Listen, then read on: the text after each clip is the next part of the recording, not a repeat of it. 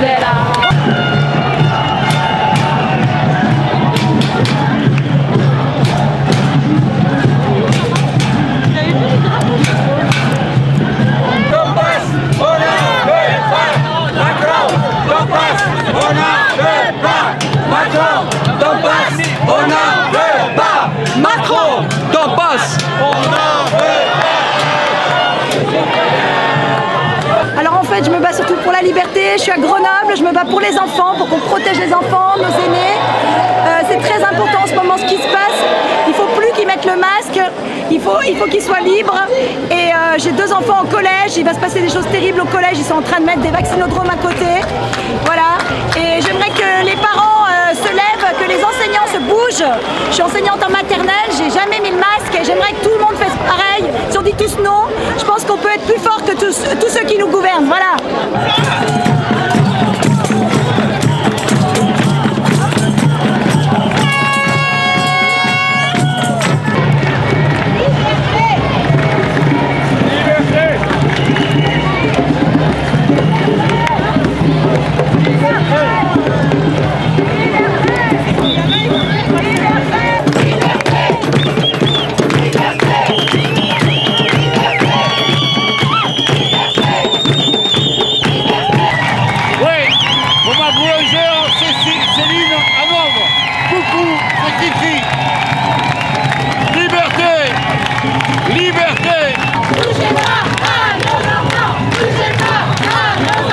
Moi je suis Charlie Fer, un Grenoblois, je suis gilet jaune et maintenant je suis contre la dictature sanitaire.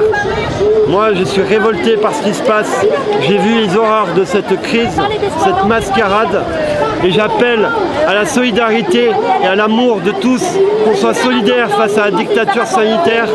Moi je n'ai pas été testé ni vacciné depuis le début, je n'ai rien respecté et moi je travaille dans la fonction publique et à côté de cela je me bats pour le peuple et j'ai un collectif sur la récup alimentaire, la fratrie des glaneurs solidaires grenoblois.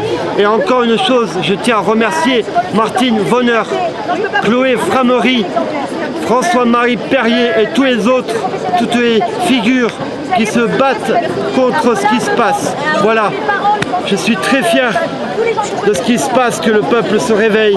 Et je dis simplement, vive la France libre, libre, libre ou mourir.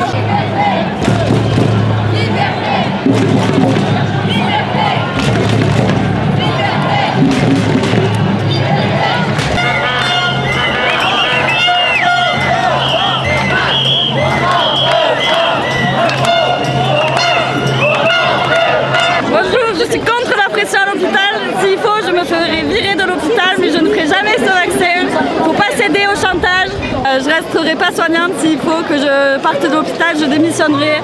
Je m'appelle Angélique Bernardin. Je suis auxiliaire de vie chez Solidairement Votre à Avignon.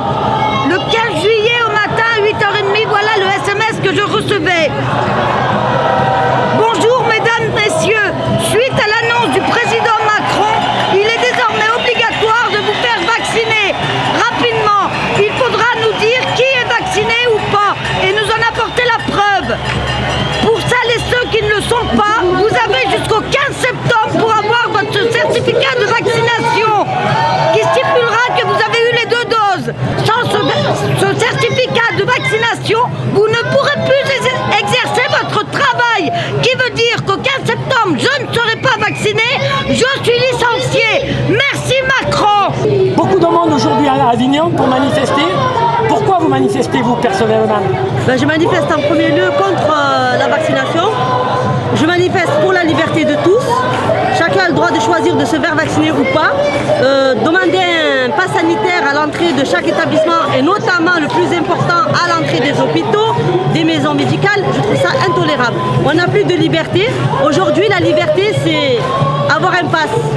C'est juste impressionnant le nombre de personnes qui ont réussi à intégrer ça dans leur tête. De toute façon, depuis le jour où on a accepté le masque pour nos enfants à partir de 6 ans, nous nous sommes condamnés. Nous nous sommes condamnés seuls. Nous aurions dû nous lever à ce moment-là contre le pass, contre le masque. Peut-être qu'à ce moment-là, on n'en serait pas là aujourd'hui. Malheureusement, on le porte le masque dans des endroits où on ne devrait pas le porter. Mes enfants aujourd'hui crient à la liberté de respirer, on leur refuse.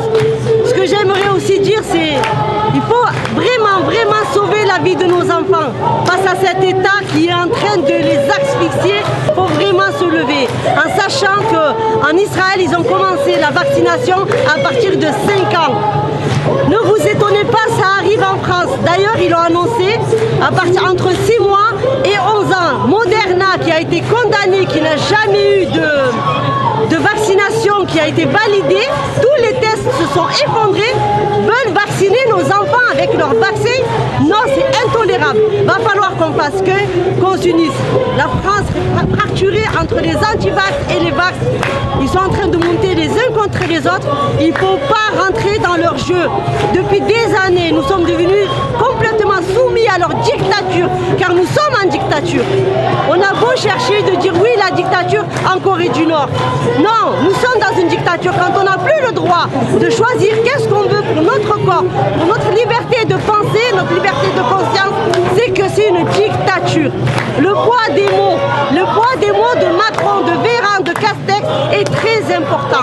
J'espère qu'on fera qu'un, la France unie, peu importe les religions, peu importe d'où vous venez. On veut être formé qu'un pour défendre nos enfants, nos libertés.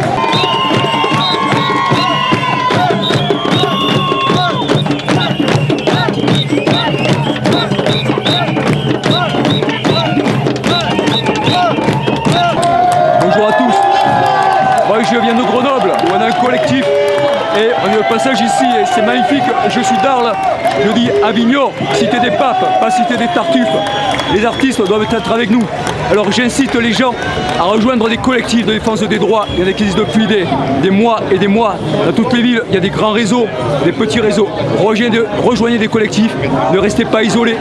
Prenez des avocats, car aujourd'hui nous sommes dans la violation de protocole de Nuremberg contre l'expérimentation de certains produits sur la personne humaine. Donc il n'y a pas de légalité à imposer cela. Nous avons aussi, il faut voir le bénéfice-risque. Il n'y a aucun bénéfice à masquer les enfants et à les vacciner parce que, en fait, on arrive à des épidémies de santé mentale chez les enfants, des pédiatres alertent sur ça. Et donc, soyons forts, restons unis et ne cédons pas. Il ne faut pas hésiter à aller voir un avocat, à rejoindre des plaintes collectives. Ce qui veut dire qu'en réalité, vous dites aux personnes où on leur fait un chantage, vous n'êtes pas vaccinés, on va vous licencier, ils ont des droits et il faut qu'ils fassent respecter leurs droits.